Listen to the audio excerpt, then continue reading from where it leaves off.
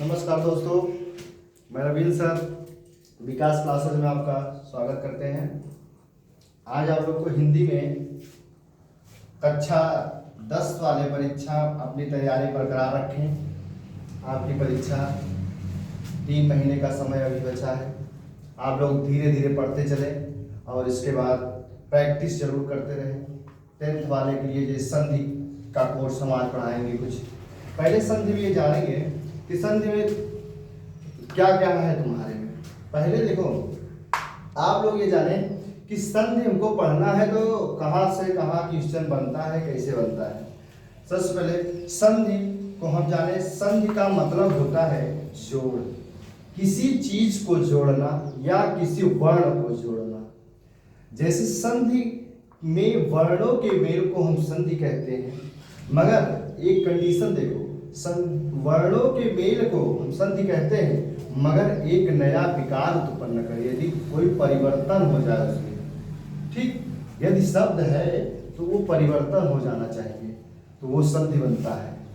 और वही देखो, इसका विपरीत अर्थ में जैसे समास का होता था, वर्णों के मेल के वहां शब्दों के मेल को क्या बोलते थे? समास बोलते थे। इसीलिए यहाँ पर उसी से परिभाषा रिलेटेड है। देखो, परिभाषा बनी है उसी से ही। संधि में वर्णों के मेल को क्या बोलते हैं? संधि। एक नया शब्द बन जाए। पहला देखो, संधि के प्रकार तुम्हारे कोर्स में जो है, संधि के प्रकार पहले पढ़ लो। देखो, संधि 3 प्रकार के मुख्य रूप से होती है। पहला स्वर, दूसरा व्यंजन और विसर्ग। अब तुम्हारे में जो कक्षा 10 के कोर्स में है स्वर संधि है। बस स्वर संधि जो होता है पहले उसके हम प्रकार देखेंगे। स्वर संधि में 5 प्रकार होते हैं: दीर्घ, गुण स्वर संधि, वृद्धि स्वर संधि, आयादी स्वर संधि, यण स्वर संधि। ये पांचों आपके कोर्स में इस समय है, वर्तमान में यही कोर्स को रखा गया है। अब देखो, अब हम देखते हैं स्वर को क्या बोलते हैं। जैसे स्वर हम जानते हैं आ से लेकर अ तक जो होते हैं स्वर होते हैं, उसी के अंदर हमारा अक्षर रहेगा। ये स्वर संधि में उसी के अंदर से ही ये पूरा जो पांचों है उसी के आधार पर पूरा बनेगा। यही जो 11 तुम्हारा स्वर है उसी में। जैसे मूल स्वर जो होते हैं, पहले देखो, मूल स्वर से दीर्घ स्वर संधि बनती है। देखो, मूल स्वर जो होता है, देखो ई, देखो आ ई उ री, आ ई उ री। देखो, स्वर प्लस स्वर बना क्या? दीर्घ स्वर संधि। एक स्वर मिला, दूसरा स्वर मिला तो क्या बनेगा? दीर्घ बन जाएगी। यदि कोई चीज एक से एक तो ज्यादा बनता है, उसी प्रकार स्वर को मिलाने पर हमें दीर्घ बन जाता है। पहले संधि लेके चल रहे हैं दीर्घ की। देखो, जो ये मूल स्वर है आ ई उ री, इसी का पूरा खेल है। इस पे स्वर संधि और दीर्घ पहला लेके चल रहे हैं दीर्घ वाला। जैसे उदाहरण से पहले समझो, कल्प, धन, अंध। अब देखो, इसमें अब खेला शुरू। कल्प में देखो आ मिला है ना, इसमें आ लगा है और आगे भी आ लगा है। शब्द का पहले अक्षर का अंतिम, ये शब्द है तुम्हारा, इसका अंतिम अक्षर दूसरे शब्द का पहला अक्षर जब मिलते हैं तो वो दोनों संधि का रूप ले लेते हैं। देखो, आ प्लस आ, मैं बोला ना, स्वर को स्वर को मिलाने पर हमें क्या बन जाता है? बड़ा है। ये आपका क्या बना? कल्पांत। देख लो, बन गया ना आराम से। आ प्लस आ मिलके बना बड़ा आया।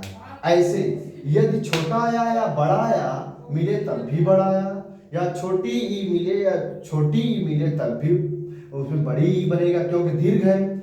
यदि बड़ी ई है, बड़ी ई है तब भी बड़ी ई, बड़ा ऊ है, बड़ा ऊ है तब भी बड़ा ऊ, छोटा ऊ है, छोटा ऊ तब भी छोटा ऊ, नहीं बड़ा ऊ। सॉरी। इसके बाद रत्नाकर, देखो, रत्न, धन, आकार, इसमें संधि बन रही है दीर्घ स्वर संधि।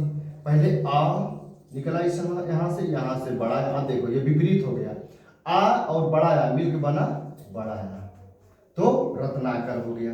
ऐसे ग्रीस में देखो, ग्रीस में गिरी धन ईस। देखो पहले छोटी की मात्रा लगी है ई, इसके बाद बड़ी की मात्रा लगी है, इसमें बड़ी ई खुद ही है, तो ये दीर्घ स्वर संधि बरो, इसको ध्यान में रख के पढ़िएगा आप लोग। दीर्घ में छोटा है तब भी दीर्घ, बड़ा है तब भी बड़ा, तो इसमें आप ग्रीस गिरी धन ईस।